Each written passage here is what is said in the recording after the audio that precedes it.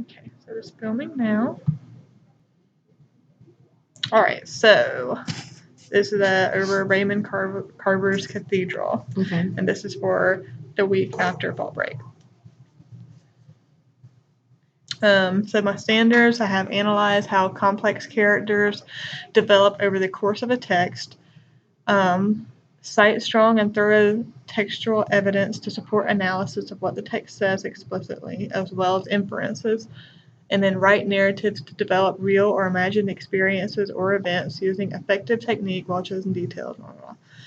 So the lesson objectives, which I have to have an objective to go with each standard. Okay. So that was something I think I had to go back and edit from the last lesson plan. Okay. So for the first standard, I have students will be able to analyze and explain how the main character in Cathedrals undergoes a transformation throughout the story, as well as analyze and explain the symbolic role of the blind man in the transformation. Students will be able to support their discussion of theme, character description, and story analysis by citing multiple specific textual references. And then for the third standard, students will be able to respond in brief narrative form to a writing prompt initiated by the reading of the cathedral. Okay. So that's for the journal. Mm-hmm.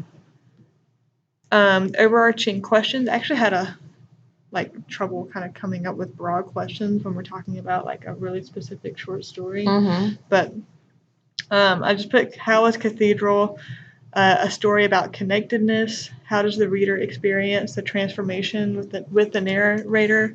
And what is the difference between looking and seeing? Okay. So if you have any ideas on how to make those more like essential questions rather than like so specific to the text, or is that okay? I think it's fine for it to be specific to the text because they all kind of relate to the things that we're still looking at. You know, the idea of, you know, I think that they relate back to your objectives and still looking at the idea of theme, like you have listed here, and then the reader experience, the transformation with the narrator. And so that's linking it back to the idea of, you know, transformation or dynamic characters. And then the difference between looking and seeing, which again, that kind of relates to the idea of theme of the story, and then also to connectedness, because I think that's one of the integral things about being connected with those around you is actually seeing them. So I think that works. Okay.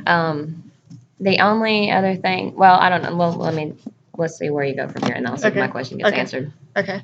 And then key concepts and terms, I just have connectedness, disaffection, transformation, symbolism, minimalism, and analyze.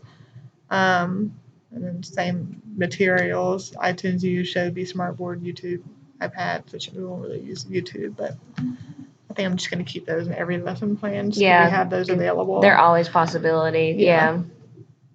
So for the actual lesson, for the activator, I have the students come in and take the word bank handout. The word bank contains 20 vocabulary terms consisting of character traits, themes, procedural terms, and keywords, all connected to the short story. The handout contains 20 terms. Students must choose 5 terms and do online research to define the words. And students will then write the definitions on the handout. And then from there, teacher instructs students to retain word bank handout for next assignment. Teacher hands out hard copies of Cathedral to students. Teacher delivers a brief introduction of Raymond Carver, 3 to 4 minutes, a little biography, instructing students to make notes on their word bank handout if they hear a term from the word bank list referenced, like explicitly or inferred, just by talking about Raymond Carver and sort of like the minimalist writing and common themes in the stories, that sort of thing. And then a teacher instructs students to read Cathedral silently, making notes on the text whenever they see a term from the word bank handout inferred explicitly or implicitly. And then for the student-driven activity, the core student-driven activity is the think, pair, share. So first they are going to kind of answer these questions on their own. And the questions are like, describe the characters, blind man, narrator, and wife. What textual evidence do you have for your descriptions for each character? What is the turning point in the story? Where do we see the narrator begin to change? How do we know he has undergone a change or transformation by the end? Use textual evidence. What is the symbolism of the cathedral? And then what are some of the themes of the story? How does Carver build themes? Use 3 examples from the text to support your answer. And there are like multiple themes that you can, find. So after they individually think on that and answer them, they'll pair up with a peer and share and discuss their responses. And I put this should be like a subdued discussion time, not a whole class discussion. And then after the think, pair, share, they'll submit their discussion responses online. And then for the closing, the students will actually close the lesson with a journal entry.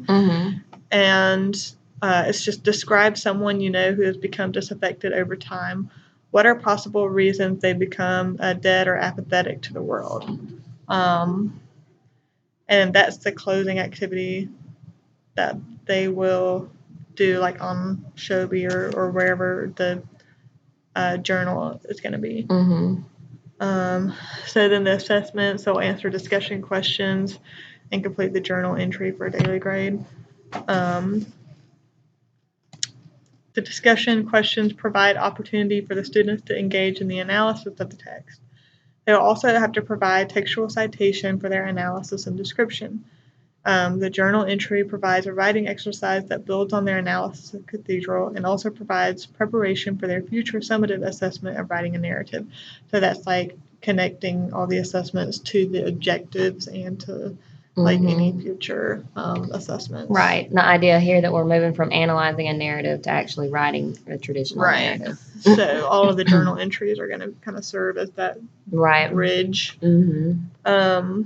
And then I have like no homework unless they didn't complete like the questions. And then I just put for like the assessment, I have to do like a points breakdown. So I just put 25 points for journal entry, 25 for activator, 50 for discussion question. Okay. So before we go through the pre-lesson guiding questions, did you have any like kind of practical things? Well, one is, how long is the story Cathedrals? It's let me pull it up. I have read it, but it has been quite a while. It's a short story, but I don't remember how many pages it is. On the PDF.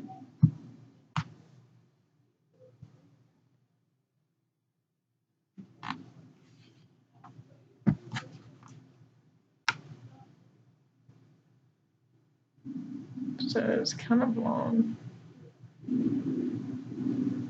So 13 pages. So okay. That might be kind of long for reading in class. So, yeah. Are they going to read the story like entirely on their own? That's always like ideal.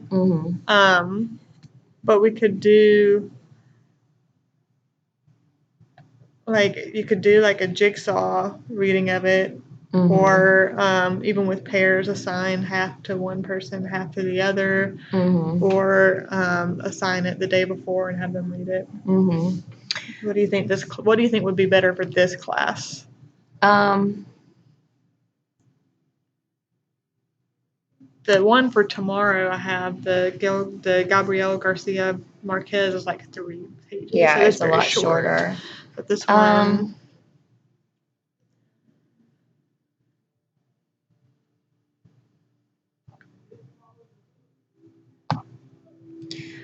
Well, one thing you could do, I think, third period, I feel like most of them will just read and be okay.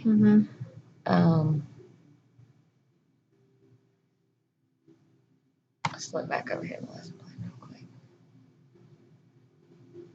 Okay, so they're going to do the terms to start off with, and then just a brief discussion, Yeah. and then reading. And they're going to have a hard copy of the text. That's what I want. There's a lot of pages. If you think it'd be better to do it. Oh, we can do a hard copy of it. It's not a big deal. How stingy they are with paper. No, it's not. It's not a big deal. They just tell us don't make a lot of copies of things. But for like literature, we basically get a free pass. Okay. Because we don't have textbooks. We don't have enough of anything for anybody, so we get to make copies. I mean, except iPads, obviously we have that, which is really super helpful. But okay, so I think what you're going to have to do is to break up this reading because it's 13 pages. So I think ideally what should happen is that you either the students will read at different paces. So I mean, we could make this part like day one of a 2-day lesson on Cathedral.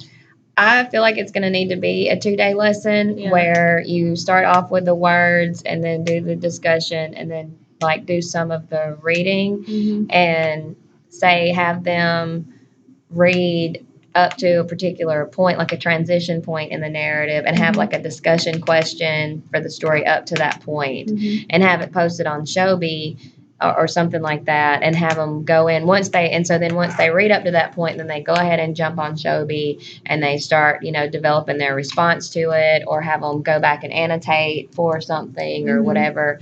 And then once it seems like everyone has finished reading, then you can tell them to partner up and then basically do like the think, pair, share for that, whatever discussion questions you have up to that point of the story. Yeah. And then you could assign the rest of the reading for homework, where a lot of the kids do read a little bit better when like they're at home in the evening and they get to like just chill on their couch or something like that and just kind of read like in a natural setting, like how we read, you know.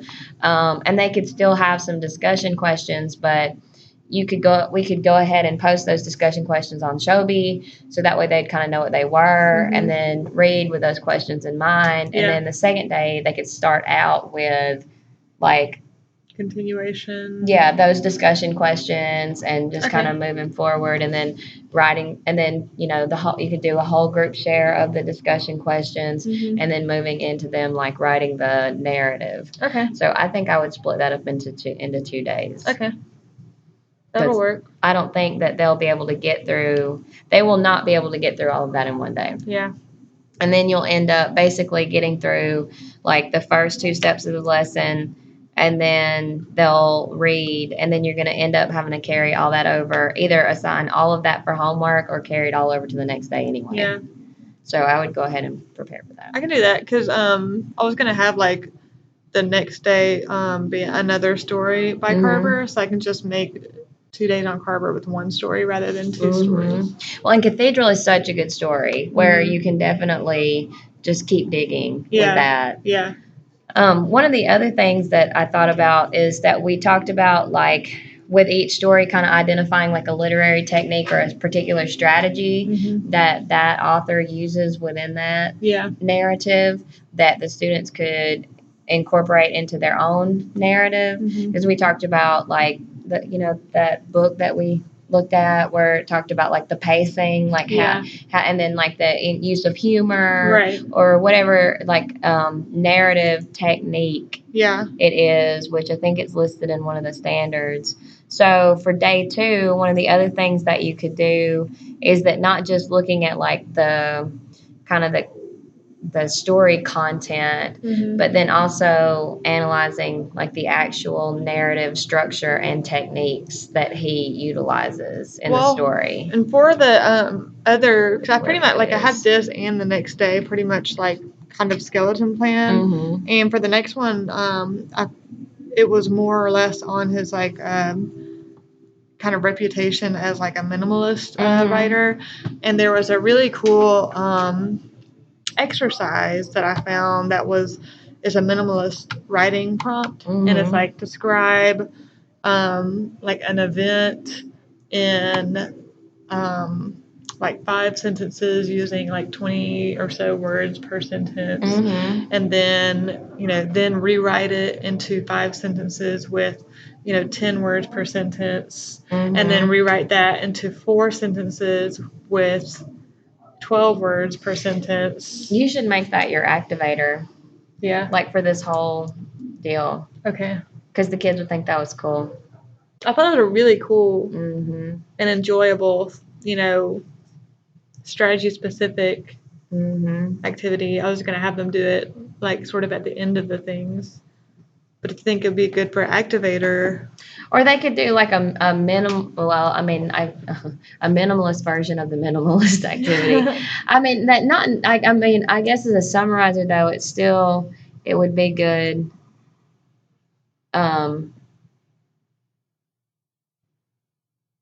I could have well, if I did that as an activator, and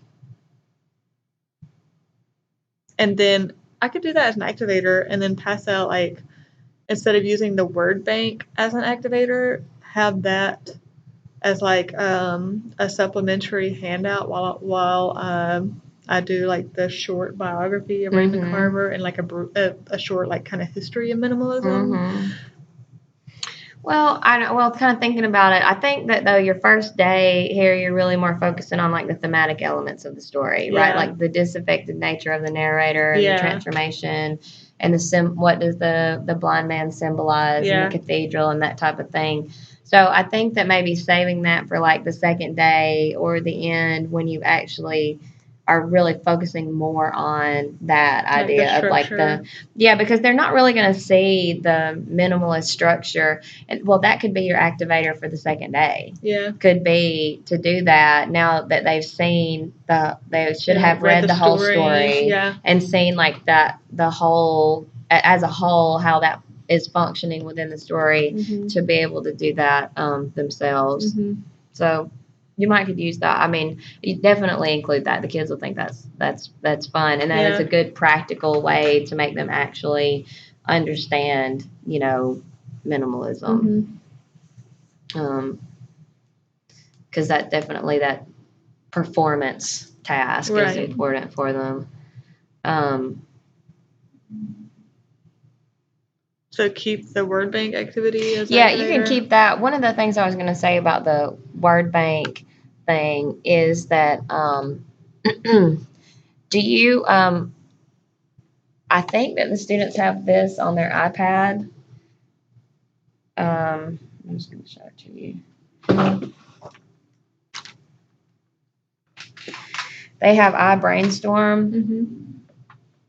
And what iBrainstorm does, they can do like a project like this, and they add Post-it notes to their screen, and then you double tap to edit, and so you can just like add whatever you want to it, and then you do your little smiley face over here, and then the people that are around you, it will pick up their iPads, and so you can choose 1 to 3 people to invite, and so like I can have 3 other people in my group, so we can have 4 people together, and then what happens is I just drag my Post-it notes over here, and then it just makes it appear on my friend's screen. And so what I have done with some things like that before is they also can, if I can remember how to do this. Oh, here we go. They can change the color of their Post-it note. So what I have them do is like, okay, you're purple, you're yellow, you're green, you're red. And then so you do your 5 words, he does his 5 words, she does her 5, and I do my 5. And then the way that you can tell if everyone has tossed their Post-its to everybody is like, okay, I've got the purple ones, I've got the yellow ones, I've got the green ones, but I don't have the red ones. You need to send me yours. And then you could have all 20 words, but in the same amount of time that it takes to do the 5 words. Okay. So how does that translate into the actual to the activity? Like to doing this? Yeah. So then it would just be like instead of doing the instead of you doing only 5 words from the list, then like we could put the groups into put the desks into groups of 4. Mhm. Or even just in pairs, since they're going to do quite a few things in pairs, Yeah. and have them say, okay, you and your partner work with the pair that's next to you. And then, so everybody takes 5 words and they do their 5 words. And then we toss them to everybody. And then I have all 20 and you have all 20 and so on and so forth. Okay. And so then when they have to do their, whenever they're looking for the words, Mhm. they'll have kind of more to choose from as Yeah. they're looking. Okay. And then they'll also have had to, um, you know, uh, deal with all of the vocabulary Mhm. instead of Kind of picking and choosing. only a few of the words, because they might also only choose some of the students who are maybe not our most motivated students, Like may the ones that they choose to already know. do the words that they already know. Yeah. And so by having to just kind of objectively divide it among 4 people, then they'll have to just deal with whatever words that they are actually assigned, and then to go through And share them with each other. and share them with each Gotcha. other. And then also you could add in there, like on the second day, to make them group up and like compare notes as to do where they saw the terms being used. I don't know if you're going to need any more material for them to do the second day, Right. but maybe some kind of follow up with the word bank. Yeah. Okay.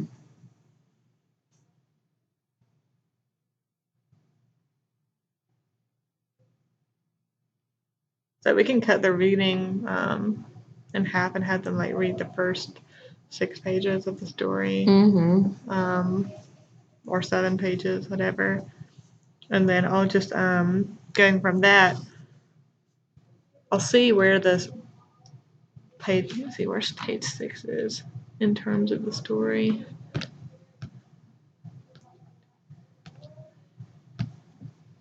Because they can also turn this into Shobi. If they do an iBrainstorm project, it can they can turn that into Shobi too. So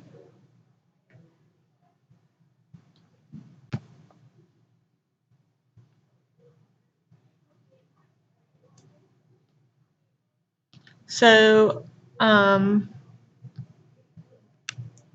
they can still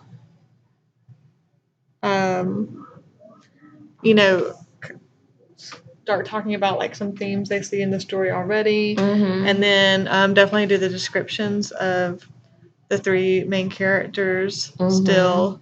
As far as like the transformation and turning point that happens in the latter half of the story, so that can be something that we focus on the next day. Yeah, that can be something that they come back to, like say one of their beginning discussion questions come back to, how did they change? Or the narrator change anyway.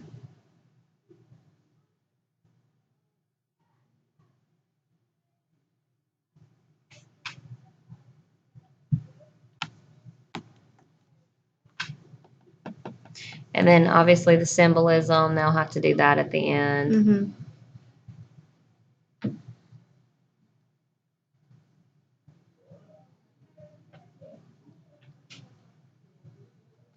I think we should just like still keep the think, pair, share type structure.